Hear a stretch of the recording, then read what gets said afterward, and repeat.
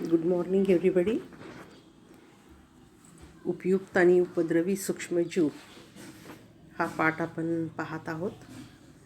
त्यापैकी आपण काही उपयुक्त सूक्ष्मजीवाचा अभ्यास केला, ज्यामध्ये प्रामुख्याने लॅक्टोबॅसिलाई हा सूक्ष्मजीव वेगवेगळे दुधाचे उत्पादन वगैरे करण्यासाठी लॅक्टोबॅसिलसचा उपयोग होता हे पाहिलं.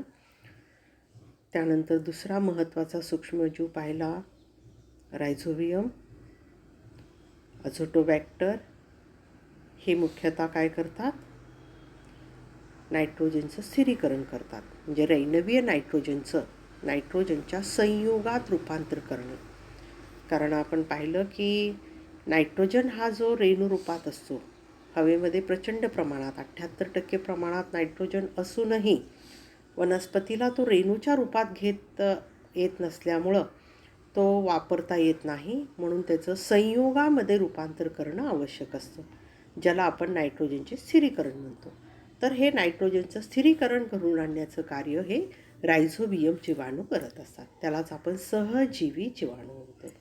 सहजीवी म्हणजेच एकमेकाच्या सहकार्यानं जगणारे. मग एकमेकाच्या सहकार्यानं मध्ये आपण बघितलं की त्यामध्ये मुख्यतः वनस्पतीला ते नायट्रोजनचं स्थिरीकरण करून देतात आणि वनस्पतीकडून त्या बदल्यामध्ये अन्न घेत असतात, म्हणून त्याला आपण सहजीवी जीवाणू म्हणतो. तर असं नायट्रोजनच्या स्थिरीकरणामध्ये उपयुक्त असलेले आपण रायझोबियम जीवाणू बघितलं. त्यानंतर किण्व पाहिलं. मुख्यतः किण्व, कवके ज्याला आपण म्हणतो, बेकर्स ईस्ट, इंग्रजीमध्ये ईस्ट म्हणतात किण्वला.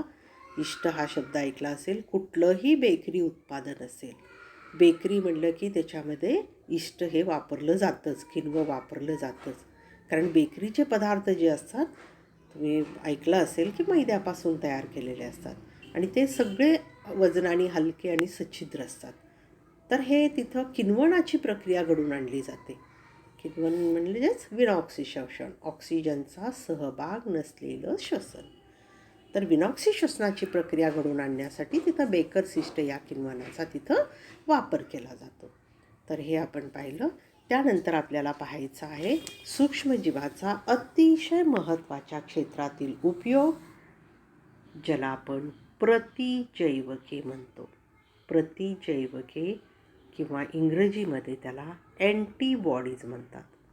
अँटीबॉडीज. खूपदा तुम्ही अँटीबायोटिक्स औषध दिलेले आहे, आता आजार कमी होईल, अँटीबायोटिक दिलं का, असे शब्द आपण एखाद्या डॉक्टरांशी वगैरे म्हणत असतो. अँटीबायोटिक दिले का सोबत, म्हणजे हे अँटीबायोटिक्स दिले म्हणलं की आपला आजार कमी होतोच असं. मग हे काय आहेत प्रतिजैवके? आता नावावरनं लक्षात येतं प्रतिजैवके, एखाद्या जीवाविरुद्ध कार्य करणारे. विरुद्ध, प्रतिस्पर्धी आपण म्हणतो, स्पर्धेतला आपल्या विरोधातला. तसं प्रतिजैवके जीवाच्या विरुद्धचा, जीवाच्या विरुद्ध कार्य करणारा. मग हे कोणत्या जीवाच्या विरुद्ध कार्य करतो? तर ही प्रतिजैवके जी आहे, आपल्या शरीरामध्ये जे सूक्ष्मजीव गेलेले असतात, ज्या सूक्ष्मजीवामुळं त्यांना तिथं आपल्याला वेगवेगळे आजार झालेले असतात, त्याच्या विरुद्ध ते कार्य करत असतात. तर असे हे सूक्ष्मजीव जे आहेत, हे रोगकारक सूक्ष्मजीवाच्याच विरुद्ध कार्य करतात. त्या रोगकारक सूक्ष्मजीवाला नाश करतात, त्यांना नष्ट करतात आणि आपलं त्या सूक्ष्मजीवापासून संरक्षण करतात. म्हणून याला म्हणायचं प्रतिजैवके, इंग्रजीमध्ये अँटीबॉडीज म्हणतात. आता ह्या सूक्ष्मजीवाला जे रोगकारक सूक्ष्मजीव असतात, त्याला इंग्रजीमध्ये अँटीजेन म्हणतात. अँटीजेन, आपल्या जीनच्या विरोधात कार्य करणारे. जीनच्या विरोधात म्हणजे आपली जी सामान्य स्थिती असते शरीराची, रोग झाला की आपल्याला काहीतरी त्याची लक्षणे दिसतात, लक्षणावरूनच आपण आपल्याला आजार झालेला आहे हे ओळखतो, हो की नाही? आजारी झालं तरच आपल्याला सर्दी होणं, ताप येणं, खोकला लागणं, एखाद्या ठिकाणी वेदना होणं, संवेदना नष्ट होणं, अशी वेगवेगळी लक्षणे आपल्याला दिसतात आणि त्या लक्षणावरूनच आपण एखादा आपल्याला आजार झालेला आहे हे ते आपण ओळखतो आणि आपण डॉक्टरांकडे जातो. म्हणजे हे अँटीजेन्स आहेत, आपल्या बॉडीच्या विरोधात कार्य करणारे. मग हे बॉडीच्या विरोधात कार्य झालं की आपल्याला त्याची लक्षणे दिसतात, लक्षणे म्हणा, चिन्हे म्हणा दिसतात. आणि ही दिसल्यानंतर आपण डॉक्टरांकडे जातो. मग डॉक्टर काय करतात? या अँटीजेनच्या विरुद्ध अँटीबॉडीज आपल्याला देतात. हे गोळ्या म्हणजे काय असतात? अँटीबॉडीज असतात. याच्या विरुद्ध, रोगकारक सूक्ष्मजीवाच्या विरुद्ध कार्य करणारे हे अँटीबॉडीज झाले. लक्षात. तर मग हे अँटीबॉडीज जे असतात, हे अँटीबॉडीज आपल्याला मुख्यतः आत्ता सांगितल्याप्रमाणे एखाद्या रोगकारकच्या विरुद्ध कार्य करत असतात. मग आता त्याला थोडक्यात आपण त्याची अशी व्याख्या करू शकतो: सूक्ष्मजीवाचा नाश करणारे, सूक्ष्मजीवाचा नाश करणारे व त्यांच्या वाढीस, त्या सूक्ष्मजीवाच्या वाढीस प्रतिकार करणारी, प्रतिकार करणारे जीवाणू व कवकापासून, काही कवकाचाही वापर केला जातो, कवकापासून बनवलेली प्रतिजैवके किंवा कार्बनी संयुगे म्हणजेच प्रतिजैवके. याला काय म्हणायचं? प्रतिजैवके. सूक्ष्मजीवाचा नाश करणारी आणि त्याच्या वाढीस प्रतिकार करणारी जीवाणू आणि कवकापासून जे कार्बनी संयुगे बनलेली असतात त्याला आपण प्रतिजैवके म्हणतो. तर ही प्रतिजैवके जी असतात, ही प्रतिजैवके मुख्यतः 2 प्रकारची असतात. प्रतिजैवकाचे मुख्य 2 प्रकार असतात. पहिला प्रकार विस्तृत क्षेत्र प्रतिजैवके. विस्तृत क्षेत्र प्रतिजैवके. आता नावावरनं लक्षात येतं, विस्तृत क्षेत्र, खूप मोठ्या क्षेत्रावर कार्य करणारे. मग आता खूप मोठ्या क्षेत्रावर म्हणजे काय? हे काय असतात? आता काही लक्षणं आपल्याला दिसली. साधारणतः आता डोकेदुखी हे एक आपलं आजाराचं लक्षण आहे. पण डोकेदुखी म्हणजे प्रत्येकाचं डोकेदुखीचं कारण एकच असतं का? नाही, कुणाचे वेगवेगळे असतात. एखाद्याला खूप जागरण झालं की डोकं दुखतं, एखाद्याला ॲसिडिटी झालं की डोकं दुखतं, एखाद्याला सर्दीच्या सुरुवातीला किंवा सर्दी झाल्यावर डोकं दुखायला सुरुवात होतं. आता काही जणांना एखाद्या नावडत्या व्यक्तीचं सहवास झाला की डोकं दुखायला लागतं. एखाद्याला वेगळ्या प्रकारचं आपल्याला आवडीचं सोडून जर वेगळं संगीत ऐकलं तर डोकं दुखतं. आवडणं म्हणजे पिक्चर वगैरे नाही आवडलं तरी डोकं दुखायला लागतं. एवढंच नाही तर काही याच्यामध्ये ब्रेन ट्यूमर हा जो म्हणजे खूप मोठा आजार आपण मेंदूचा म्हणतो, ते झाल्यावर सुद्धा त्याचं सुरुवातीचं लक्षण हे डोकेदुखी असतं. म्हणून डोकेदुखी झालं की आपल्याला ब्रेन ट्यूमरच झाला असं आपण समजायचं का? नाही, कारण ते बऱ्याच रोगावरचं लक्षण असतं. मग तुम्ही जर समजा सुरुवातीलाच जर डॉक्टरांकडे गेलात की डोकं दुखत आहे, गोळी द्या म्हणलं की मग डॉक्टर काय करतात? त्यावेळेस असं वेगवेगळ्या विस्तृत क्षेत्रावर वेगवेगळ्या सूक्ष्मजीवाला मारणारे एकच औषध तुम्हाला देतात. त्याला आपण विस्तृत क्षेत्र प्रतिजैवकी असे आपण म्हणतो. मुख्यतः एम्पिसिलिन, खूपदा ही एक गोळी तुम्ही घेतलेलं ऐकता, एम्पिसिलिन. आता ताप येणं हे पण एक लक्षण आहे. ताप आली म्हणून तुम्ही जर गेलात डॉक्टरांकडे तर आता ताप येण्याची बरीचशी कारणं आहेत. ताप येत असेल तुम्हाला तर सुरुवातीला सर्दी झाल्यावर ताप येतो, है ना, किंवा तुम्ही हिवताप झाल्यानंतर ताप येतो, मलेरिया झालं की ताप येत असतो, टायफॉईड झालं की ताप येतो. मग आता नेमकं कुठलं आजार आहे हे सुरुवातीला डॉक्टरांच्या लक्षात येत नाही. मग त्यावेळेस ते काय करतात? असे विस्तृत क्षेत्र प्रतिजैवके देतात. एम्पिसिलिन आहे, एमॉक्झिसिलिन आहे,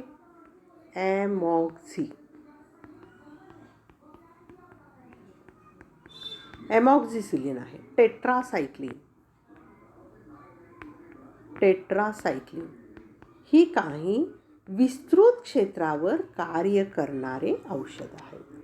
मग डॉक्टर काय करतात? सुरुवातीला तुम्हाला असं विस्तृत क्षेत्रावर कार्य करणारी औषधं देतात. मग डॉक्टर तुम्हाला म्हणतात की हे औषध 3 दिवस 4 दिवस घ्या आणि नाही कमी झालं तर परत या. मग आता नाही कमी झालं की परत या म्हणजे आता हे देतात विस्तृत क्षेत्रावरची औषधं.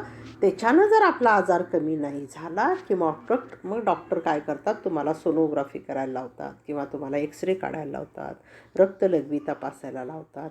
मग त्यामध्ये काय, त्या तपासणीमध्ये काय होतं, विशिष्ट सूक्ष्मजीव तुम्हाला त्याच्यामध्ये आढळतात तपासणीमध्ये गेल्यानंतर. मग परत काय करतात डॉक्टर, मग तुम्हाला वेगळ्या प्रकारच्या औषधं लिहून देतात. त्या औषधाला आपण मर्यादित क्षेत्र प्रतिजैवके म्हणतो. मर्यादित क्षेत्र प्रतिजैवके.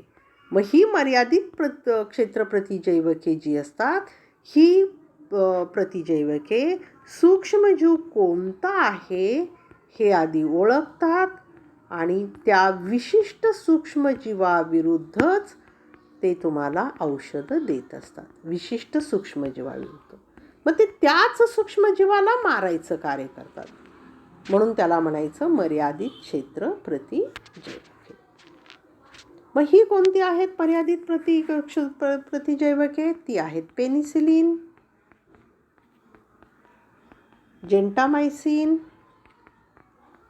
पेनिसिलिन, जेंटामायसिन, एरिथ्रोमायसिन. ही विशिष्ट रोगाविरुद्धच कार्य करत असतात. ठीक आहे. तर अशा प्रकारे प्रतिजैवके जी असतात ती प्रतिजैवके 2 प्रकारची असतात, विस्तृत क्षेत्र प्रतिजैवके आणि मर्यादित क्षेत्र प्रतिजैवके. विस्तृत क्षेत्र प्रतिजैवकामध्ये ही आपल्याला जेव्हा सूक्ष्मजीवाचं विशिष्ट स्वरूप आपल्याला लक्षात येत नाही, नेमका आजार आपल्याला लक्षात येत नाही, अशा अनेक जीवाणूंना, अनेक सूक्ष्मजीवांना मारणारी ही प्रतिजैवके असतात. तर मर्यादित प्रतिजैवके जी असतात ती मर्यादित क्षेत्र प्रतिजैवके ही विशिष्ट सूक्ष्मजीवाविरुद्धच कार्य करतात, विशिष्ट आजारावरच ती उपयुक्त असतात. आता थोडंसं तुम्हाला, आता खूपदा तुम्ही, आता आपण कोविड-19 जसं मार्चपासून तुम्ही इम्युनिटी पॉवर वाढवायची औषधं, रोगप्रतिकारशक्ती वाढवायची औषधं हे नेहमी ऐकता. तर हे नेमकं काय आहे? इम्युनिटी पॉवर जी आहे ती आपल्या शरीरामध्ये जन्मजातच असते. असंख्य सूक्ष्मजीव आपल्या शरीरामध्ये आत्तासुद्धा आहेत. आत्तासुद्धा आपल्या शरीरामध्ये जर तुम्ही पाण्याचा एक थेंब बघा मायक्रोस्कोप खाली, तर तुम्हाला त्या पाण्याच्या एका थेंबामध्ये तुम्हाला हजारो सूक्ष्मजीव आढळतात. मग त्यामधले बरेचसे उपयुक्त असतात, बरेचसे हानिकारक असतात. मग आता पाण्याच्या एका थेंबामध्ये तेवढे सूक्ष्मजीव आहेत, तर हवेमध्ये तेवढ्यापेक्षा कितीतरी दुपटीने असतात. मग हे सगळं असं प्रदूषित हवा, प्रदूषित पाणी आपण पित असतो. मग तेवढे सूक्ष्मजीव जर आपण पाहिले आणि मी आता पाणी पिणार नाही किंवा मी आता हवा श्वसन करणार नाही असं आपल्याला म्हणून जमेल का? नाही जमत. आपण ते पितो, आपल्याला आता जाणवतसुद्धा नाही, आपल्याला माहितीसुद्धा नाही आपल्या शरीरामध्ये कोणकोणते सूक्ष्मजीव आहेत. मग हे का माहिती होत नाही? तर निसर्गतः आपल्या शरीरामध्ये अशी शक्ती आहे, रोगप्रतिकारशक्ती ज्याला आपण म्हणतो, ती शक्ती काय करत असते, जेव्हा जेव्हा आपल्या शरीरामध्ये असे सूक्ष्मजीव जातात, त्या अपायकारक सूक्ष्मजीवाला आपली बॉडी ओळखते आणि त्याला मारण्यासाठी आपल्या शरीरामध्ये अँटीबॉडीज तयार करते. आपोआप आपल्या शरीरामध्ये अँटीबॉडीज तयार होत असतात. आत्ताच तुम्हाला सांगितलं, अँटीजेन, रोगकारक सूक्ष्मजीवाविरुद्ध कार्य करणारे जे असतात त्याला आपण अँटीबॉडीज म्हणतो. मग हे अँटीबॉडीज आपल्या शरीरामध्ये निसर्गतः तयार होत असतात. समजलं? मग हे तयार म्हणजे त्याची, मग जेवढे हे तयार होतात, जेवढ्या प्रमाणामध्ये हे तयार करण्याचं आपलं शरीर कार्य करत असतं, तेवढं आपण आपली रोगप्रतिकारशक्ती चांगली आहे असं आपण म्हणतो. मग आता काही वेळेस मग ते सूक्ष्मजीव मारत नाहीत, तर काही सूक्ष्मजीव जे असतात ते विशिष्ट तापमानाला वाढत असतात, विशिष्ट वातावरणात वाढत असतात. कॉलराचे जे व्हिब्रिओ कॉलरी हे जो सूक्ष्मजीव आहे, विषाणू आहे, तो फक्त पावसाळ्यामध्ये वाढतो, त्या तापमानालाच वाढतो. हिवाळ्यात तापमान कमी झालं किंवा उन्हाळ्यात तापमान वाढलं की ते सूक्ष्मजीव वाढत नाहीत, ते कार्य करत नाहीत. त्याच्यामुळं आपल्याला कुठं हिवाळ्यामध्ये किंवा आपल्याला उन्हाळ्यामध्ये आपल्याला म्हणजे कॉलरा झालेला आपल्याला दिसून येत नाही. मग तो पावसाळ्यातच दिसतो. मग जेव्हा असे विशिष्ट सूक्ष्मजीव जेव्हा विशिष्ट ह्याच्यातच म्हणजे वातावरणात वाढतात, ते कधीतरी आपल्या शरीरात जातात. दूषित पाण्याद्वारे हे जातात. समजा तुम्ही दूषित पाणी पिलंच नाही, तर हे कॉलराचे जीव तुमच्या शरीरात कधीच जाणार नाही. मग जेव्हा कधी पहिल्यांदा जातील तुमच्या शरीरामध्ये, कधीतरी तुम्ही जेव्हा दूषित पाणी प्याल, ज्या पाण्यामध्ये कॉलराचे विषाणू आहेत, मग हे तुम्ही पाणी पिल्यानंतर तो सूक्ष्मजीव आता तुमच्या शरीराला नवीन आहे, हो की नाही? मग त्या सूक्ष्मजीवाची माहिती आपल्या बॉडीला आधीच आहे का? नाही. मग त्याचा आधी अभ्यास करावा लागतो. समजा एखादा पाहुणा तुमच्या घरी आला, नवीन पाहुणा आलेला आहे, पहिल्यांदाच तो तुम्ही आल्यानंतर त्याला गोड चहा पाहिजे का सप्पक पाहिजे, तो त्याला जास्त दूध घातलेलं आवडतं का कमी दूध घाल, ह्याची तुम्हाला माहिती नसते. मग काय होतं, पहिल्यांदा तुम्हाला त्या थोडा वेळ घ्यावा लागतो. समजा तुम्ही पहिल्यांदा त्याला चहा करून दिलात किंवा तो मग तुम्हाला सांगेल पहिल्यांदा दिल्यानंतर की मला साखरेचा म्हणजे मला शुगर आहे, मला साखरेचा चहा चालत नाही. मग तुम्ही काय करता, त्याला दुसऱ्यांदा साखरेचा चहा करून म्हणजे विदाऊट शुगर तुम्ही त्याला बिना साखरेचा चहा देता. आणि तोच पाहुणा जर तुम्हाला परत दुसऱ्यांदा तुमच्या घरी आला, आता काय झालेलं आहे, तुम्हाला त्याची साखरेची माहिती झालेली आहे की ह्यांना साखर चालत नाही. मग तुम्ही पटकन काय करणार, बिना साखरेचा चहा देणार. म्हणजे तुमची ओळख झालेली आहे त्या पाहुण्याशी, तुम्ही पटकन त्यांच्यावर म्हणजे ते ट्रीट करू शकता. तसंच तुमच्या बॉडीचं आहे. तुमच्या बॉडीमध्ये एखादा सूक्ष्मजीव गेला की तो जर नवीन असेल तर त्याची ओळख व्हायला त्याला काय पाहिजे, तो कसा मारला जातो, हे जरा आपल्याला बॉडीला थोडासा वेळ लागतो ते करायला. म्हणून ती लक्षणे तुम्हाला म्हणजे ते दिसायला लागतात ते बॉडीवर इफेक्ट केले की. मग 1-2 दिवसांनी 3 दिवसांनी त्याची ओळख होते आपल्या बॉडीला. आणि मग ती आपली बॉडी काय करते, त्या अँटीजेनच्या विरुद्ध अँटीबॉडी तयार करते. आणि ती अँटीबॉडी त्या अँटीजेनला म्हणजे सूक्ष्मजीवला मारून टाकते. मग ह्याच्यामध्ये 2-3 दिवसाचा कालावधी जातो, हो की नाही? आणि मग परत आपण त्या ह्याच्यावर म्हणजे उपचार म्हणजे आपण त्याच्यावर विजय मिळवतो त्या रोगावर. आणि हे झाल्यानंतर समजा अजून तिसऱ्यांदा तो सूक्ष्मजीव तुमच्या शरीरात आला, आता त्याची तुम्हाला पूर्ण ओळख झालेली आहे. काय कोणते अँटीबॉडीज तयार केले की ते अँटीजेन मरतात ह्याची बॉडीला माहिती होते. आणि ती बॉडी काय करते, पटकन मग त्या रोगाविरुद्ध अँटीबॉडीज तयार करते आणि त्याला मारून टाकते. म्हणजे दुसऱ्या वेळेस तुम्हाला तो आजार तेवढ्या तीव्रतेनं होत नाही. म्हणून सर्दी असेल, डोकेदुखी असेल, तुम्ही बघा डॉक्टर म्हणजे आपण म्हणतो की 3 दिवस राहते, कमी होते सर्दी किंवा इतर काही आजार असतील तर त्याची लक्षणे असतील, ताप आली वगैरे असेल तर. तर मग हे काय होतं, ह्या कालावधीमध्ये आपण मग कुठलीही औषधं न घेता जर आपण तसेच राहिलो तर काय होतं, आपल्या शरीरामध्ये आपोआप अँटीबॉडीज तयार होतील. पण समजा तुम्हाला सर्दी झाली, थोडासा आजार झाला आणि तुम्ही लगेच डॉक्टरांकडे गेलात, मग ते डॉक्टर काय करतात, रेडीमेड अँटीबॉडीज तुम्हाला देतात. गोळ्या म्हणजेच रेडीमेड अँटीबॉडीज झाले. मग ते रेडीमेड अँटीबॉडीज तुमच्या शरीरात गेल्याबरोबर त्या अँटीजेनला मारतात.